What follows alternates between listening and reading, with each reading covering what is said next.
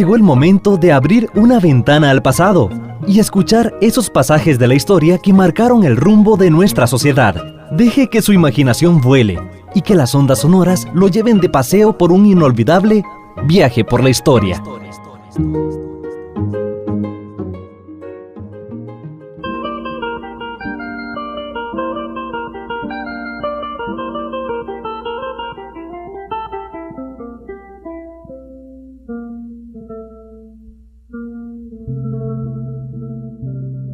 En el proceso electoral costarricense, desde que hay procesos electorales ha habido líderes políticos, solo que en la historia nuestra esos liderazgos han tenido como etapas o momentos descollantes. Mientras no habían partidos políticos como los tenemos hoy, esos líderes eran líderes que estaban relacionados con el ejercicio del gobierno y fueron los jefes de Estado y los presidentes de la República hasta 1890. En ese periodo no hubo, digamos, corrientes políticas asociadas a los grandes jefes de Estado o a los grandes presidentes de la época. No hay, digamos, un guardismo para hablar de Tomás Guardia, no hay un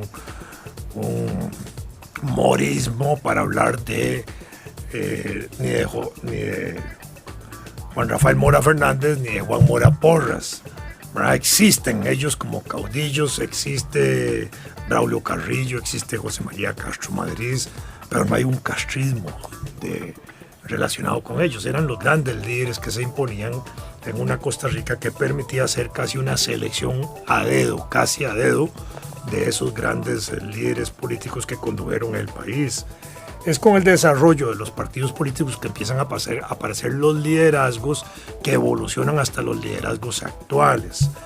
En esa época existieron gamonales, que eran como los hombres influyentes en regiones, que a su vez influían en los electores, y eso desarrolló gamonalismo, pero en una época en que también antes de 1890 había un voto público y eso permitía influir sobre los electores por parte de estos otros personajes influyentes que muchas veces eran los que contrataban en trabajos a esos electores y podían ejercer esa presión social, moral o hasta económica, si se quisiera ver desde esa dimensión. Con los partidos políticos empieza a desarrollarse una estructura nueva de ascenso de los que quieren aspirar a puestos políticos o a puestos de elección popular. Primero porque tienen que formar parte del partido político para que el partido político los proponga.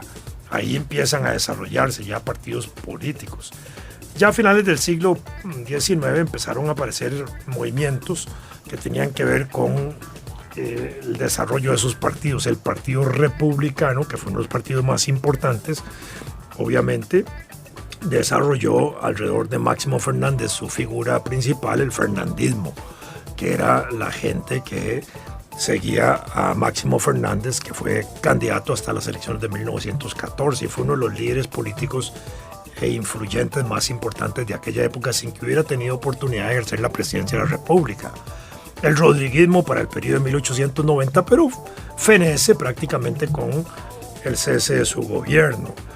El periodo de Rafael Iglesias hace de Rafael Iglesias un líder, que además fue 8 años continuos presidente de la República y luego aspiró en 1914 a una tercera opción que no tuvo ocasión y hizo de ese rafaelismo una presencia política durante el ejercicio de su gobierno que se mantiene hasta la elección del 14, pero después del 14 ya prácticamente se debilita como corriente política, aunque él siga jugando papeles importantes en la vida nacional. El doctor Carlos Durán, allá por 1890, uno de los hombres más brillantes del país, un gobernante también muy importante para ese periodo, poco estudiado para nosotros y poco alabado para nosotros, pero como figura muy importante hasta como médico y el apoyo que le da a las instituciones de salud en su gobierno hacen que también ese duranismo no se desarrolle como una corriente. Y esto nos lleva casi a concluir que durante ese periodo los presidentes desarrollaban caudillismos muy de ocasión, solo para el periodo presidencial, para el ejercicio de su gobierno y para unos meses o unos pocos años posteriores, sin que sin que ese movimiento fuera un movimiento que políticamente cobrara fuerza y mantuviera banderas permanentes. En el siglo XIX, todos los líderes políticos, todos los que llegaron a ser jefes de Estado y todos los que llegaron a ser presidentes de la República tenían que tener un capital, porque las leyes obligaban a que para ser candidato a puestos de esa naturaleza se debía tener capital y exigía un monto, dependiendo de la época, que debía garantizarse con efectivo o con bienes, de manera que uno podría pensar que todos los presidentes eran, entre comillas, ricos de la época, ¿verdad? Hoy probablemente también los presidentes de la República, los candidatos, muchos tengan capital, pero ya no en la forma que antes se exigía. Y algunos pueden ser unos literalmente pelados, como decimos nosotros, que pueden ser candidatos a la presidencia, pues ya no, porque ya el capital ya no es el que lucha directamente por el puesto, sino que apoya candidatos. Entonces los adinerados, la gente rica, termina poniendo plata a favor de un candidato o a veces a favor de 2 o hasta 3 candidatos, dividiéndose, digamos, en ese sentido sus posibilidades y eventuales apoyos futuros de gestión pública en sus negocios, que es un poco como ha operado la política a veces. Entonces ahí tenemos esa situación particular. De la primera década, de las primeras mitad del siglo XX, Ricardo Jiménez y Cleto González Víquez fueron personalidades políticas muy destacadas, muy descollantes, que influyeron mucho. De alguna manera crearon ricardismo y cletismo, menos que ricardismo, pero tampoco fueron corrientes políticas muy vigorosas, prácticamente fenecen cuando ellos también mueren. Entonces ahí sucede eso. Con León Cortés en la década del 30, como presidente de la República, se desarrolla el cortesismo, que se mantiene vivo hasta su muerte en 1946. Muerto León Cortés, queda en la memoria nada más de sus seguidores y de quienes de una u otra manera exaltaron sus virtudes, su gestión de gobierno y le dieron o trataron de darle continuidad en otras formas políticas posteriores a ese cortesismo, sin que hoy se recuerde el cortesismo para nada. Los liderazgos que hoy tienen nombre, como el de Calderón, calderonismo, Figueres, figuerismo, obedecen justamente a 2 grandes personajes que fueron José Figueres y Rafael Ángel Calderón Guardia. Y eso sí se desarrolla hasta nuestros días por la vigencia histórica de ellos en términos de las obras de gobierno, la gestión pública que impulsaron o desarrollaron, o sus eventos en los cuales destacaron: unos reformas sociales, Código de Trabajo, Universidad, Caja Costarricense del Seguro Social; el otro, la Revolución del 48, obviamente las reformas que se impulsan con la Junta de Gobierno y la institucionalidad que se desarrolla después. De ahí descansan esas 2 grandes corrientes políticas que llegan a nuestros días. De manera excepcional, sin que hubiera ejercido gobierno, Manuel Mora Valverde, del Partido Comunista, que desarrolla el morismo, que es esa fuerza política que se identifica con él, con sus luchas sociales y el significado de ellas en nuestro país. Hoy, digamos, también muy debilitado eso, porque su partido ya no es el mismo de Manuel Mora. Él incluso sale de ese partido en la época de los años 80, cuando se divide el partido, y el nombre del Partido Vanguardia Popular, que él había fundado como Partido Comunista de Costa Rica, hoy se mantiene en líderes que fueron contrarios en la década del 80 a Manuel Mora. Y entonces ese morismo se ha debilitado en la práctica institucional. Don Manuel fue un joven muy inquieto desde estudiante. Había vivido situaciones sociales muy agudas y de tipo familiar que le producen una sensibilidad social muy importante. La década del 20 le permite a él nutrirse de movimientos nacionalistas, antiimperialistas, que se habían venido desarrollando desde 1901 en Costa Rica y se habían fortalecido en la década del 20 y 30. Y después de corrientes socialistas que habían surgido en Costa Rica, unas de carácter muy popular, como fueron las que impulsó el Partido de Obreros y Artesanos y el Partido Independiente Demócrata del último rector de la Universidad de Santo Tomás, Félix Arcadio Montero, y luego de las ideas socialistas y del Partido Socialista que impulsa el doctor Aniceto Montero en 1919, que empiezan ya a permear con una nueva mentalidad a Costa Rica en esos años, y obviamente la información internacional que surgía alrededor de la Revolución Rusa y el impacto de la Revolución Rusa, que es lo que va a moldear a ese joven Manuel Mora para hacer fundar el Partido Comunista en 1931, con antecedentes partidarios anteriores de partidos obreros que se habían inscrito en Costa Rica para el periodo finales del siglo XIX, para las elecciones del 14, con 3 partidos obreros regionales,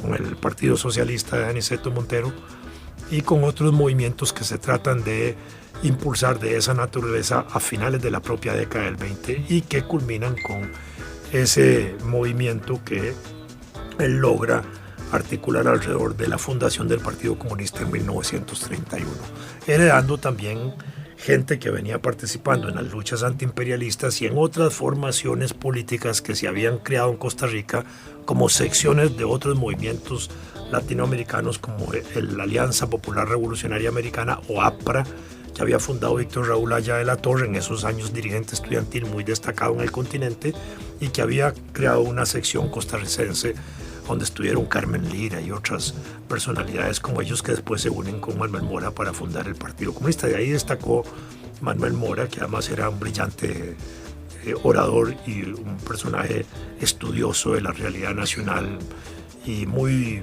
preciso para sus discursos y muy correcto en sus formas de actuación pública, que le hicieron merecer ese reconocimiento y finalmente hasta esa concepción del morismo en relación a su apellido, casi como una identificación de un socialismo o comunismo a la tica, como también se ha llamado, ¿verdad? Porque eso es interesante de señalarlo de esa manera. Entonces son como las 3 grandes vertientes.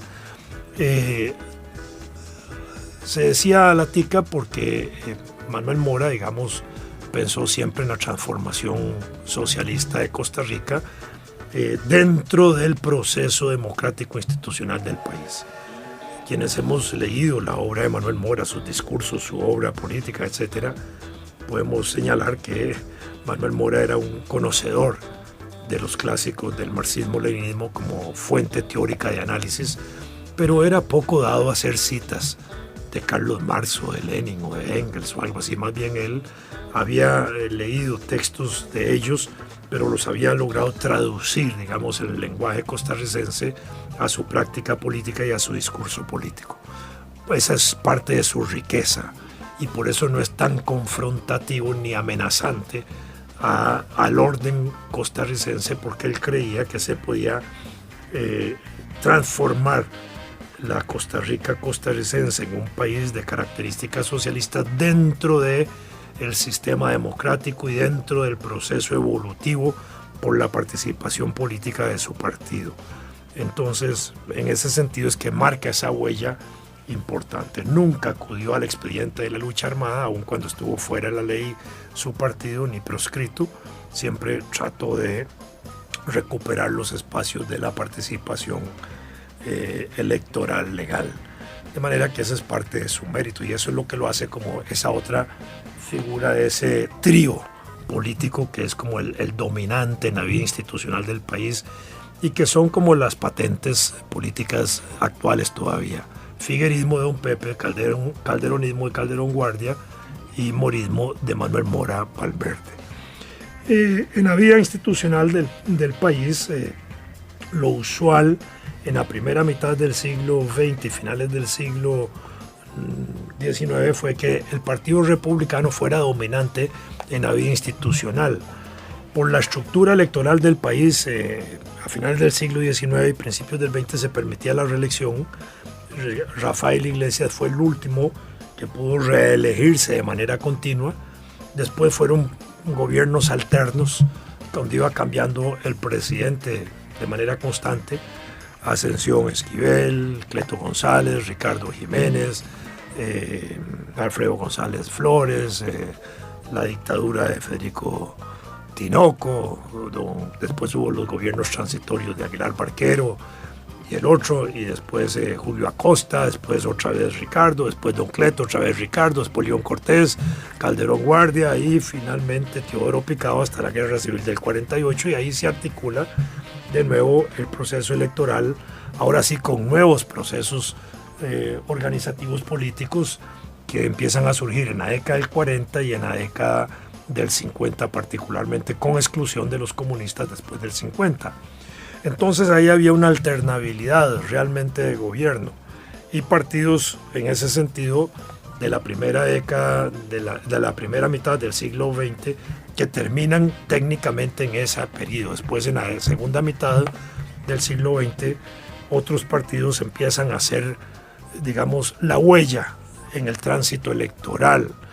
El Partido Liberación Nacional, fundado el 12 de octubre de 1951, es desde entonces, junto con el Partido Comunista o Vanguardia Popular, como se denomina desde 1943, los partidos más viejos de la historia nacional.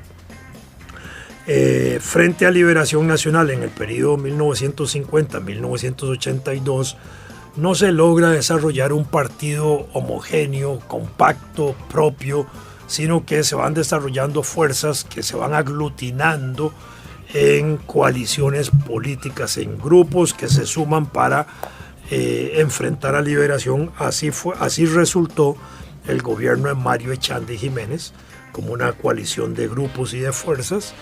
Luego, después de Mario Echandi, que le siguió a Figueres del 53 al 58, llegó Orlich del Partido Liberación Nacional, pero frente a una postulación de Daniel Oduber en el año 66 se articula una nueva coalición política que lleva a la presidencia al profesor José Joaquín Trejos Fernández. En el 70 triunfa Figueres, reelige el Partido Liberación Nacional con Oduber al frente para las elecciones del 78, cuando postula Luis Alberto Monge.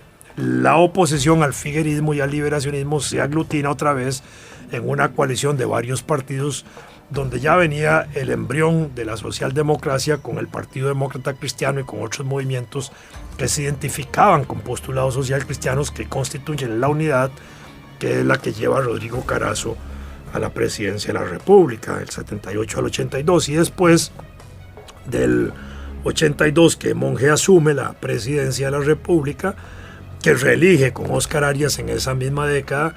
Para ese momento, en el gobierno de don Luis Alberto, el Rafael Ángel Calderón Fournier, que se había convertido en un líder del Partido Unidad y de las fuerzas opositoras al Partido Liberación Nacional, y era el destacado por ser hijo de Rafael Ángel Calderón Guardia, logra articular la constitución de la Unidad Social Cristiana, transformando la vieja coalición en partido, en un pacto en el gobierno de Luis Alberto Monge. Y desde ese momento empieza a aparecer como partido político en Costa Rica la Unidad Social Cristiana, y alternar ahora sí entre la Unidad Social Cristiana y Liberación el periodo de gobiernos que surge después de 1982 para acá. En la segunda mitad del siglo XX, de los 16 gobiernos que hemos tenido, 3 gobiernos han sido de coaliciones: el gobierno de Echandi, el gobierno de Trejos Fernández y el gobierno de Rodrigo Carazo. 9 gobiernos han sido solo del Partido Liberación Nacional, cuando ha gobernado 2 veces con Figueres, con Oduber, con Luis Alberto Monge, 2 veces con Arias, con José María Figueres Olsen y con Laura Chinchilla. Y un gobierno nuevo que ingresa en ese escenario, que es el Partido Acción Ciudadana con el actual presidente de la República. De manera que desde 1953 hasta hoy hemos tenido prácticamente solo 6 partidos que han ejercido el gobierno de la República, 3 de ellos coaliciones, 2 de ellos partidos como Liberación y la Unidad de manera más permanente, y un nuevo partido que se llama Acción Ciudadana. Esa existencia de las coaliciones antifigueristas y el desarrollo del Partido Unidad Social Cristiano y el Partido Liberación Nacional dieron el concepto de bipartidismo nacional.